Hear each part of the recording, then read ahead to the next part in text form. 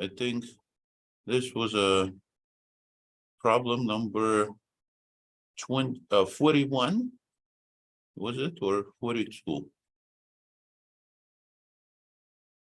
for the quiz? I think we did 41. Actually, 42. Thank you. Thank you. So you have good memory. Thank you for your reminder. So in exercise 42, I can utilize the formula that we had for the midpoint. And the formula said you just need to average your x coordinates and y coordinates. So I just add the x's and divide the sum by 2, and analogously add y's and divide the sum by 2. So we just need to see what are the first coordinates and what are the second coordinates of these points. And we have first point, we name it as a x1 and y1, and the second point that we name as a x2 and y2. So in order to get the averages to calculate that so-called midpoint m, I'm gonna add a with a 0 and divide it by 2. That's my first coordinate, x coordinate. So I put comma, and then another one. So that's again a and a 0 divided by 2. So it looks like coordinates of the midpoint will be the same, and they will be both a over 2. So I think that people, whoever took quiz, did it right, and that's awesome, made me very happy. So that's the way to go. So we have the answer is a over 2 and a over 2. And if you happen to miss a quiz, it's not a very big deal. You can always send me the answer to any even exercise. And some people actually did it from class. I received those answers. That's great. So you can get 2 points extra for doing even exercise anywhere in this section or anywhere else. So you could just do any problems on this group if you want. Again, it's up to you. But the advice is always record your answer for a quiz. So the next time you remember, next time when in class, when I actually do the quiz like I just did today, you will see if your answer is the same or not, right? So that's the idea. So I'm gonna move on to the next section that talks about something that we're gonna use a lot. It's talking about so-called points of intersection or intercepts of the graph with the axis. So they call them as intercepts. It looks like they made a picture that shows some kind of curve here on figure 14, intersects our y-axis someplace here, and it also intersects x-axis in 3 positions, just like that.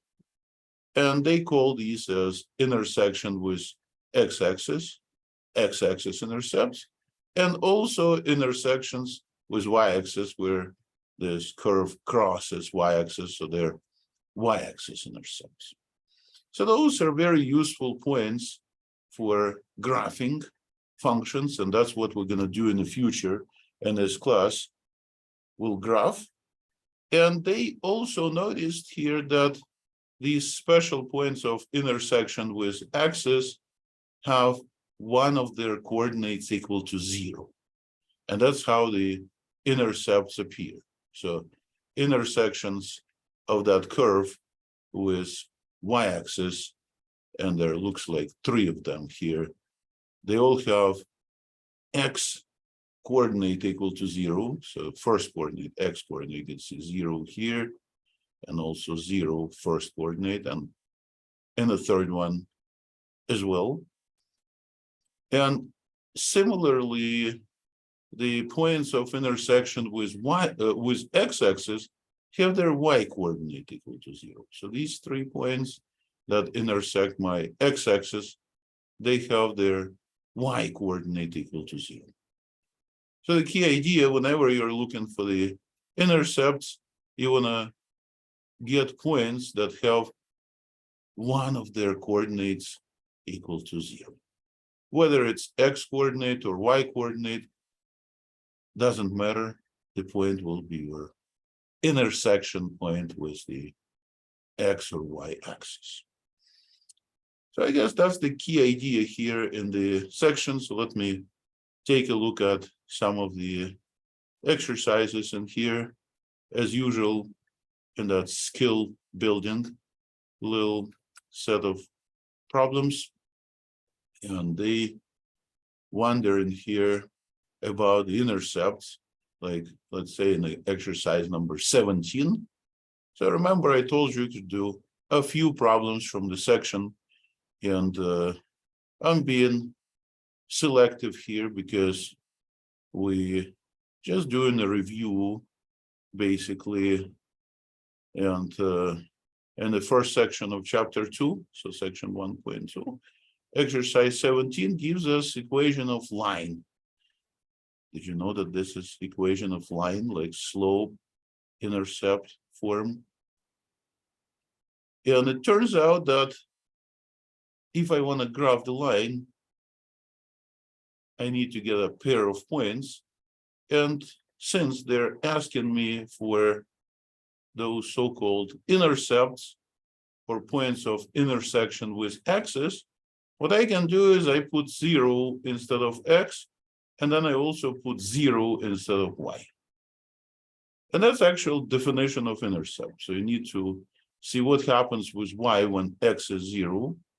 So in this equation, what I'm going to do is replace my letter x with a 0. And that's how we find those intercepts. So get a 0 plus 2. Well, this is equal to 2, right? So we found 1 point of intersection with the axis. I can right away check and see if that's correct. So I'm going to put 2 here on the y-axis. That's the point 0, 2 intersection with y-axis. And similarly, I can find the intersection with x-axis. So once again, I use this equation they gave me, and I need to replace my letter y with a 0, right? So now I need to put 0 instead of letter y in that equation above. And just copy the rest. It's equal to x plus 2. So we bring that 2 over to the left side to solve this equation, right? I can isolate my x like that on the right side. So just minus 2 on both sides. So instead of 0, we get a negative 2. And that's our second point of concern. This is point on the, looks like x-axis, right? Because it's negative 2 for x here, and 0 for y. So indeed, this point is exactly on the x-axis. And it turns out that once I have a pair of points, I can right away get a graph of line if I connect these two together. And here's the example why we care about those intercepts. Well, simply because we want a graph. So let's try to find another intercept. Let's say for problem in exercise 21. Looks like that's a recommended exercise. See, it's in this gold color. So let us try. So they say, Alex, find intercepts.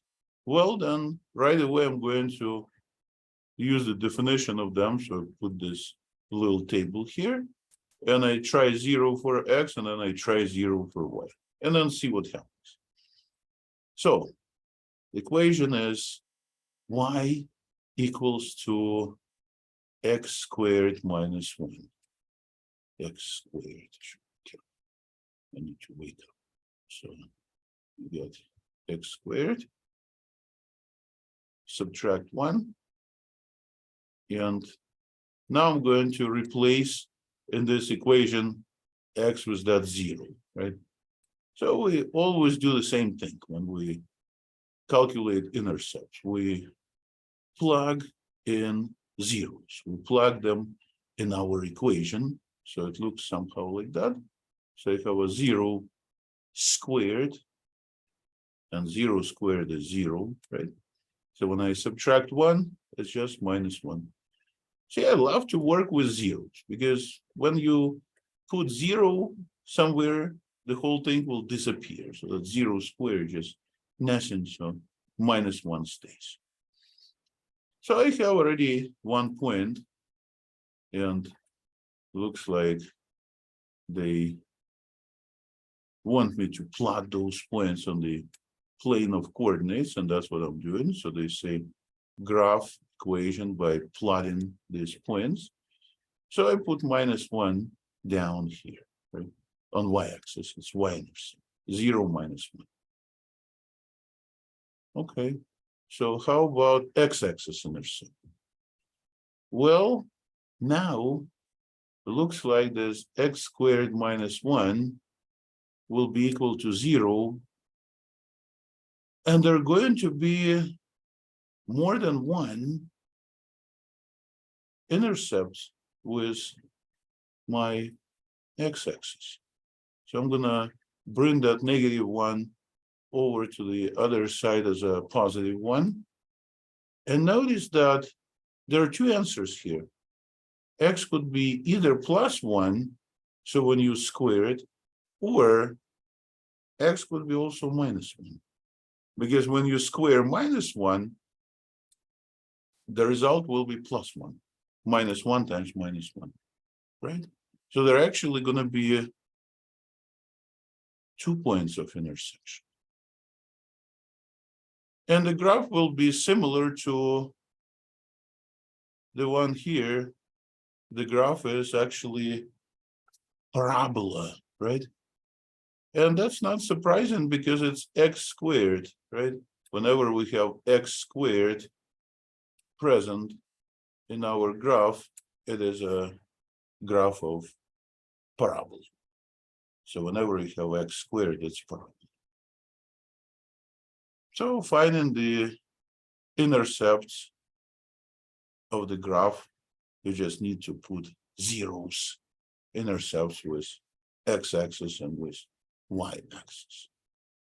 So it looks like in this section, they're talking about the intersection of the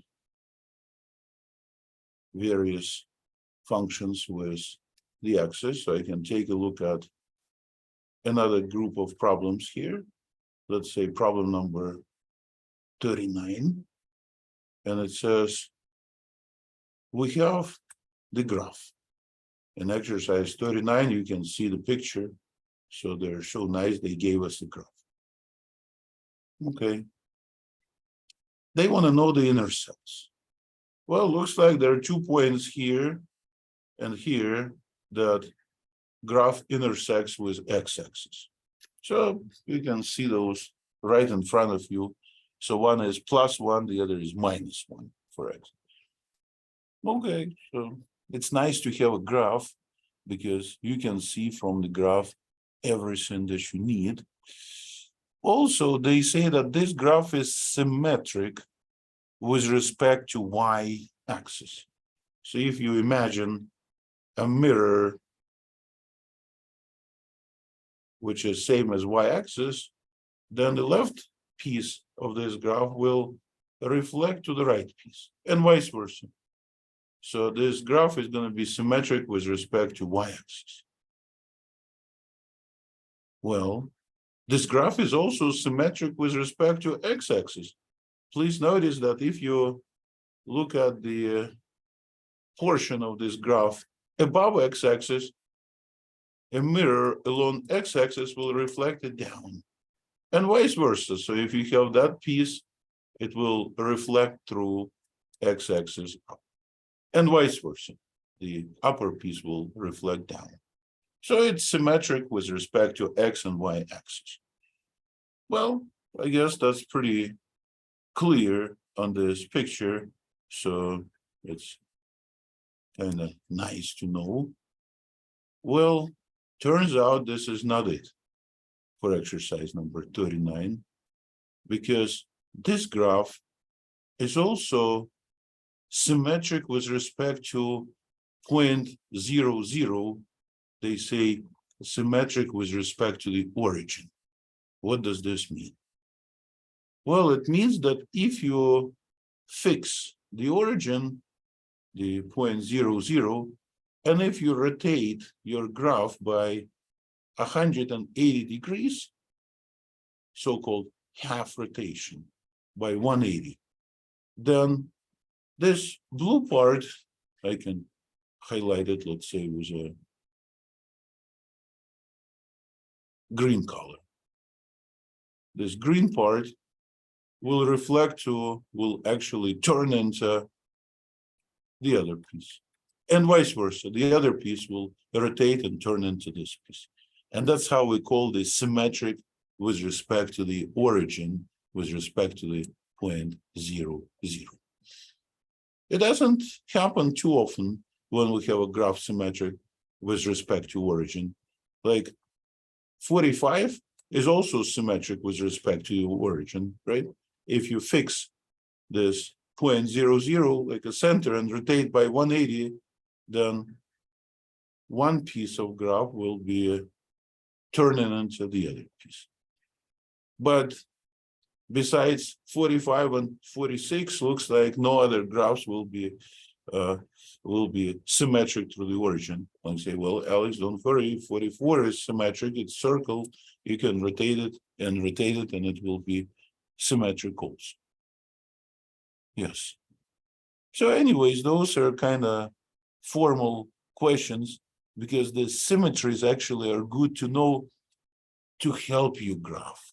But if you already have a graph, then this, I guess, not really useful. You just see it all in front of you in the picture. For example, exercise 40 will have no symmetries, because it's definitely not symmetric with respect to the origin. And it's not symmetric with respect to x-axis, right? Because if you reflect it, it's going to be something else with respect to x-axis. And analogously, it's not symmetric with respect to y-axis either, right? The y-axis symmetry will give you also something different.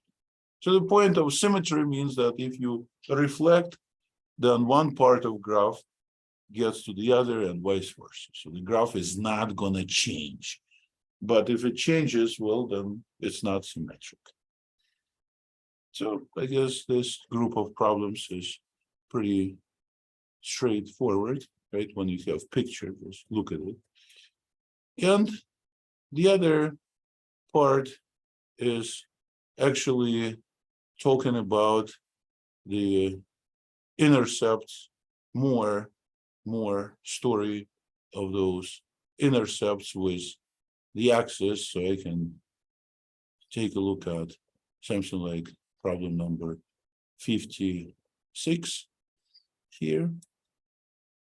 Let me do it down below here, 56. So it says, how about finding the intercepts of this graph with the axis? Okay, so it looks like I have to plug in zeros. Remember, we always want to replace with 0 x and y. And I guess my favorite part is to replace x with a 0. So let me start with that. And then I will be able to get an idea of how the graph looks like. Notice this is a squared.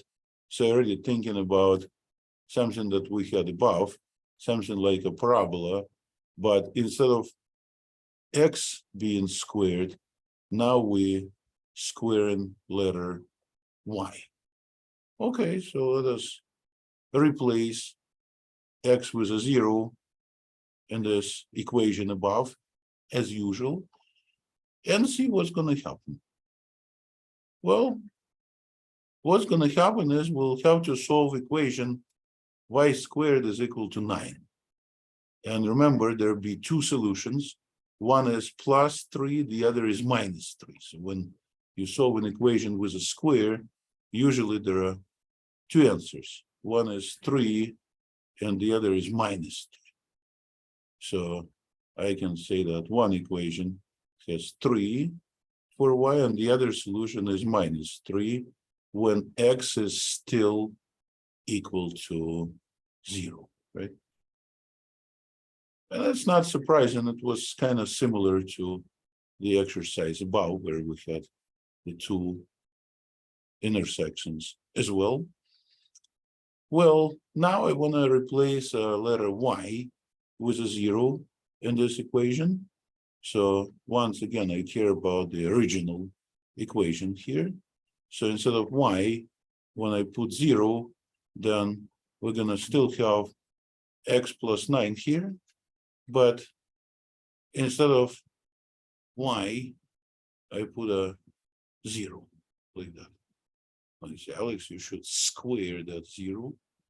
Okay, if I square it, it's still going to be 0. It wouldn't make any difference. And I can bring 9 over to the other side and see that x is negative 9. So I just found intersection points of this with my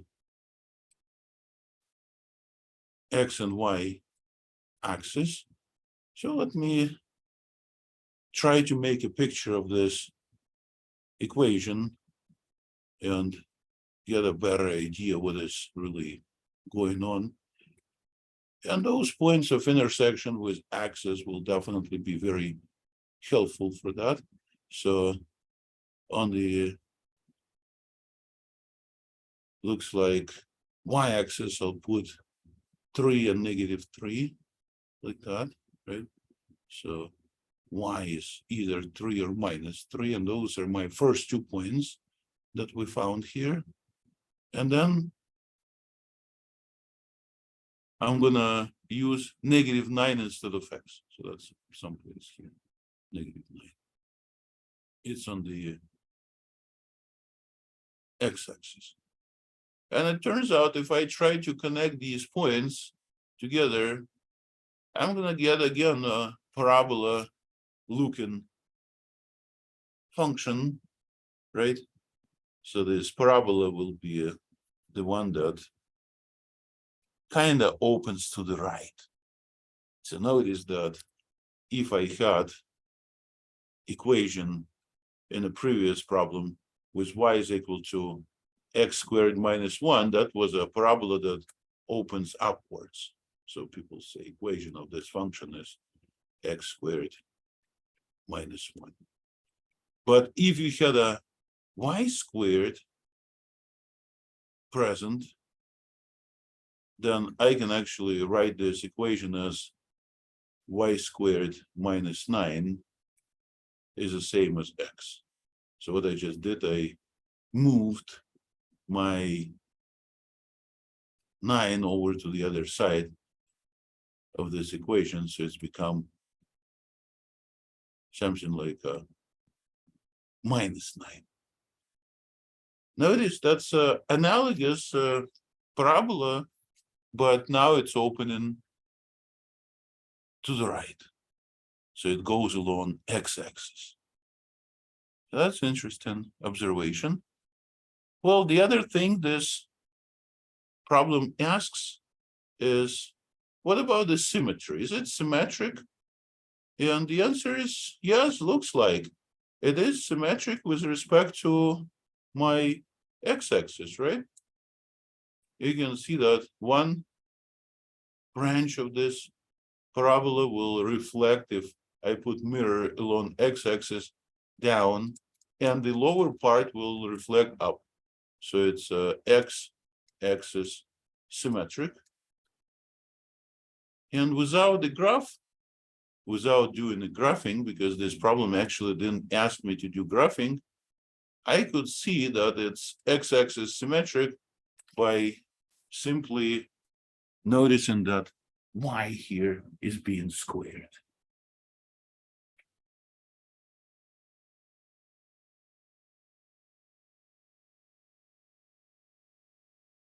All right, so let me look at the previous exercise at the picture of problem number 21. And notice that in 21, we actually had a symmetry also, right? It was symmetry with respect to y-axis. So if you reflect with respect to y-axis, one portion of parabola will reflect to the left and the left portion will reflect to the right. And notice that when you had x squared, then we produce the so-called y symmetry. So I think it's a good idea to look at both graphs and notice that one is symmetric with respect to x-axis and the other with respect to y-axis. And this is being done by squaring one of the variables in your equations. And that's very interesting observation here. So you can look at the formula without the graph and right away say whatever is squared, that whatever letter is squared, that should give you the symmetry with respect to the x's. So if y is squared, then we have x symmetry. If x is squared here, then we have y symmetry. And say, Alex, do I have to remember that? Not really. I'm not gonna expect you to remember that, but I just showing you, I think, amazing fact that you can just look at the formula and already know if there is a symmetry or no symmetry in the graph. And that's the key idea of college algebra class, to be able to make pictures. So they give you equation and they expect you to graph it. And if you look at the equation, you can right away say, oh, it's symmetric with respect to x or with respect to y-axis, or maybe it's not symmetric at all. Like, for example, equations of lines may not be symmetric at all. So you just don't have any symmetry. So if you have symmetry or not, well, that should help you to do the graphing. And that's why we are doing it. And my goal in this introductory section is just to bring you with these ideas that we can actually relate graph with the equation. So what we're going to do is we are going to use so-called library of functions. And right now we're looking at one very popular function, one very popular graph. It's a graph of so-called parabola, which is have an equation y is equal to x squared. So that's the graph that we're gonna see a lot. And also, it looks like in the problem 56, we saw another interesting graph, and that was a friend of this y is equal to x squared. This was a graph of parabola that opened to the right, but now y was squared. So I could say it's x is equal to y squared. So I switched x with y. And if you do this switch, then you have a graph that instead of going along the y-axis, so it keeps going up higher and higher, now it goes along x-axis, along positive direction of x-axis, and it just keeps going and going. So we put these arrows, and that's what actual exercise number 72 is talking about. Sketch the graph of this function, and that's actually a quick sketch based on the analogy. So will be, I guess, expected to know the shape. So whenever you have a square in your equation, well, that's a parabola. So that's, I think, interesting to notice. So library of function is what we're going to do, use a lot. So for example, the exercise 21 that I still have here has a equation very similar to that y is equal to x squared, but notice now we subtracted 1 from it, right? X squared minus 1. And what happened to that parabola? It actually went down by 1. You see that? The graph of my parabola x squared, I just bring down by 1 unit, and that's how we produce that x squared minus 1. So if you subtract 1 from your equation, then this whole picture moved down by 1 unit. Interesting, right? So I guess I can keep this in mind and try to do problem number 59. So this exercise 59 wants me to work with another parabola here. So let me clean a little bit of a room. Maybe I'll clean it up here. I want to be with graph of parabola. So the problem 59 says, how about if you deal with equation also x squared, but I can try to rewrite it in such a way that I bring this everything to the other side. So I'm going to have minus x squared and positive 9, because when I isolated my x, I moved y, and actually I isolated y, so I moved x squared to the other side and minus 9, and I changed their signs. So how can I graph that equation? Well, it contains minus x squared. So it turns out that if you're trying to graph something with a minus in front of x squared, then what you're going to get is parabola that will open down. Did you ever see that before? So if you're trying to graph the function with a minus in front of the whole thing, the graph simply reflects through x-axis. So if that's plus x squared, parabola opens up, and if it's a minus x squared, this same exact parabola will open down. And I'm going to utilize this here in problem 59, because it says, what if you added number 9 to that entire equation? Well, the answer is if you added number 9 to the whole thing, then it will go upward 9 units.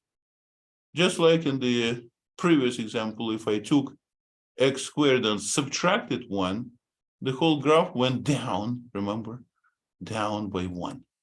So in this case, my graph, that white, parabola will go up because we added.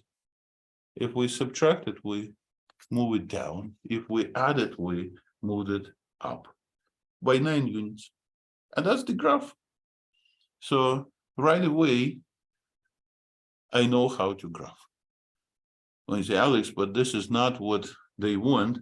They want us to test it for the symmetry. Well, if you have a graph in front of you, then you can see it's symmetric with respect to what? X-axis or Y-axis?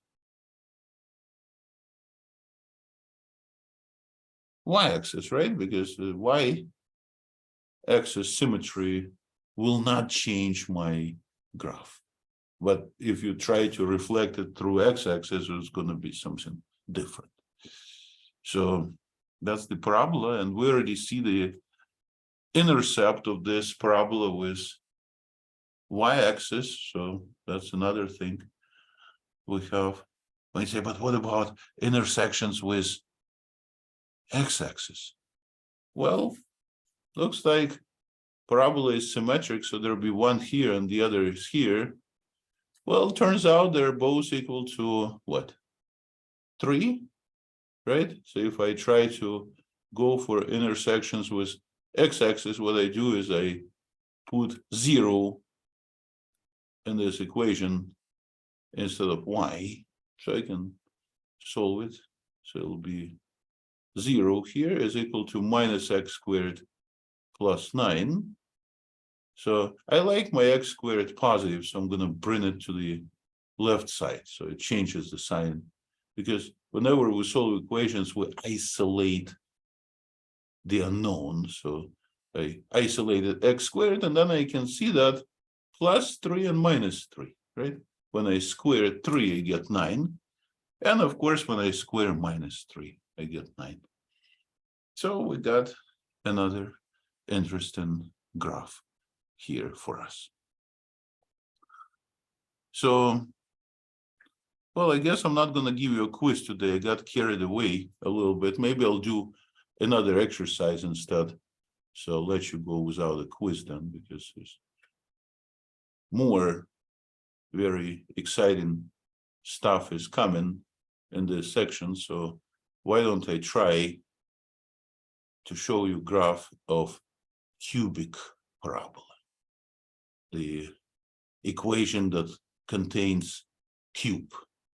So the graph of it is very similar to x squared, but now x is cubed. And this is going to be starting the same way as parabola starts, something like that. But then it goes down. So this cubic parabola is going to have one end going up and the other going down.